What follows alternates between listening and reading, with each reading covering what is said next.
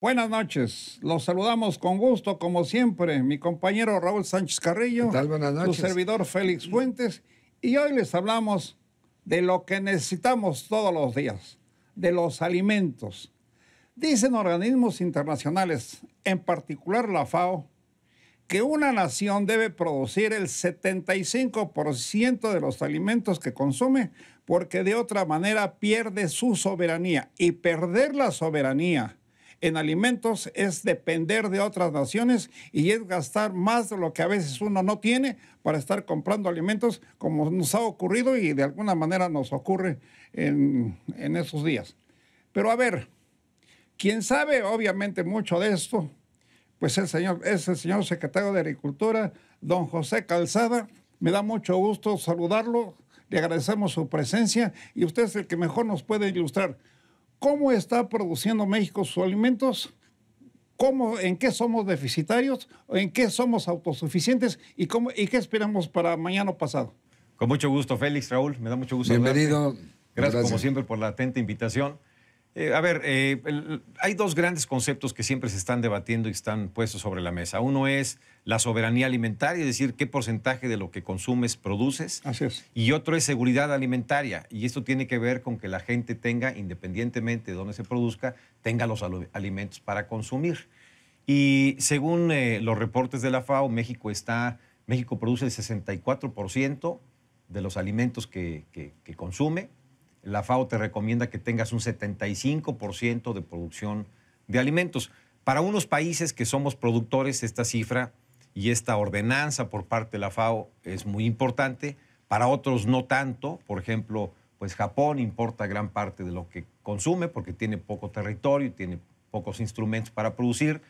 Los países de la península arábiga, acabamos de estar en Kuwait, Qatar, etcétera, pues ellos importan el 95% de lo que consumen, porque pues ellos no pueden producir, porque es puro desierto, tienen poca agua, etcétera.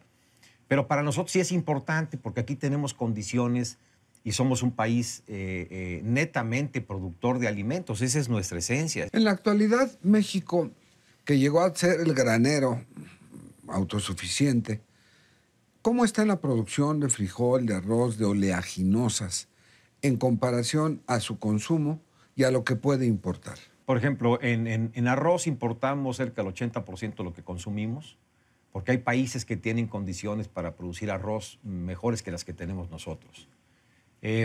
Importamos una cantidad importante de maíz amarillo, por ejemplo, 13 millones de toneladas. Nos producimos en México 25 o 26 millones de toneladas de maíz, pero importamos 13 millones de toneladas de maíz amarillo, que nos sirve como instrumento primario para alimentar al ganado, para llevar a cabo procesos industriales y después al mundo exportarle carnes. Es decir, el maíz amarillo es un bien intermedio, porque el que consumimos los mexicanos es el maíz blanco con el que hacemos las tortillas.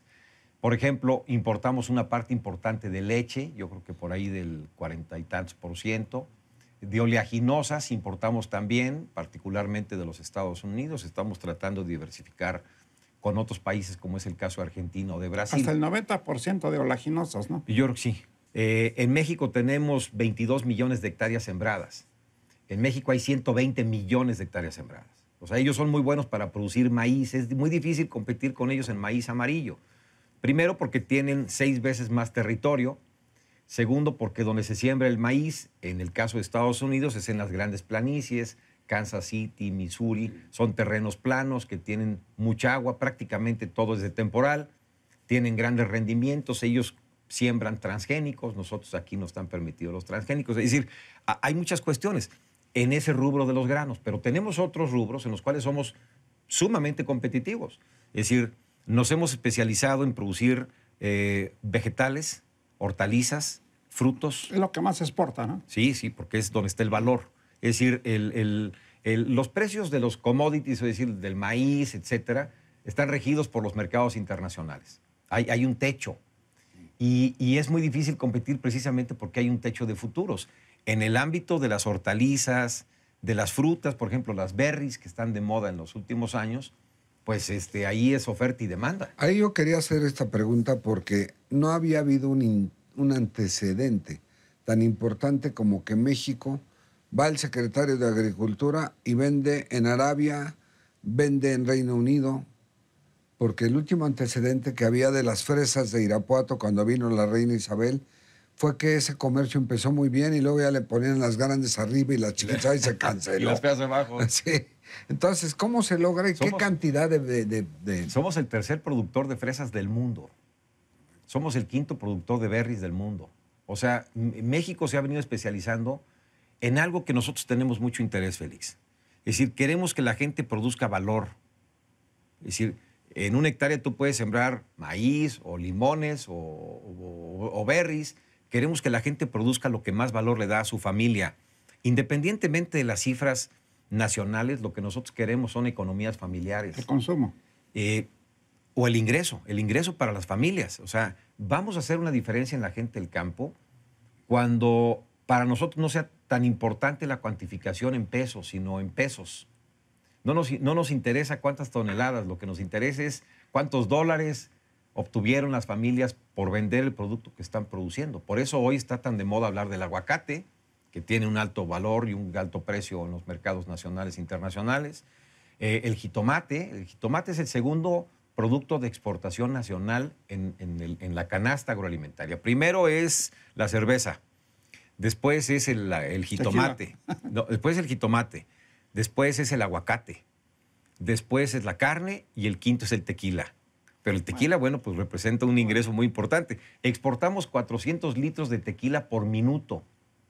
Eso es lo que estamos exportando. Pero ya es medio mexicano, ¿verdad? Porque ya está en manos de inversionistas extranjeros. Sí, pues ahí han estado participando, pues es válido, las leyes te lo permiten, pero es 100% mexicano. Sí. De hecho, tenemos denominación de Y origen. ahí viene el mezcal queriendo alcanzar al tequila. Sí, ¿no? el mezcal está creciendo 2 dígitos por año, o sea, tiene un crecimiento impresionante a nivel Bueno, a ver, año con secretario, año. mencionó productos como el arroz.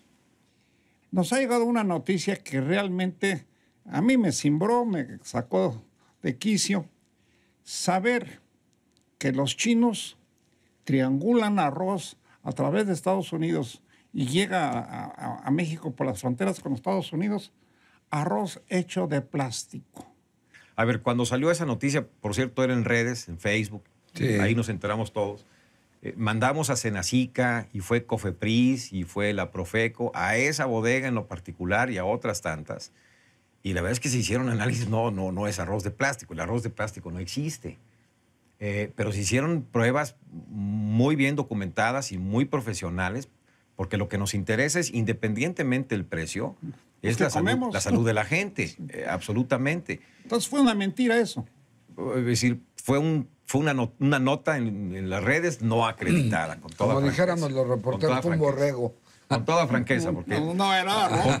porque si bien es cierto que no es, digamos, un resorte de nosotros, es de otras instancias, pues sí es de interés de la propia Secretaría, y yo también tengo una dependencia que se llama Senacica, que está obligada pues a cuidar la salud de las personas, que está obligada a que se produzca bien para que a la gente pues consuma productos sanos. Eso es muy importante, porque luego, Raúl, escuchamos con frecuencia que nos llega maíz o frijol agorgojado, que nos llega maíz de pésima calidad. Bueno, el amarillo por lo menos ya sabemos que es para alimentar animales, sí, sí. pero pues, de todas maneras es lo mismo. No, pues sí. Pero hay que cuidar hay que cuidar el estado que guarda el producto. Sí se cuida. Sí. Religiosamente la calidad de los alimentos que ingresan a México. Sin duda alguna.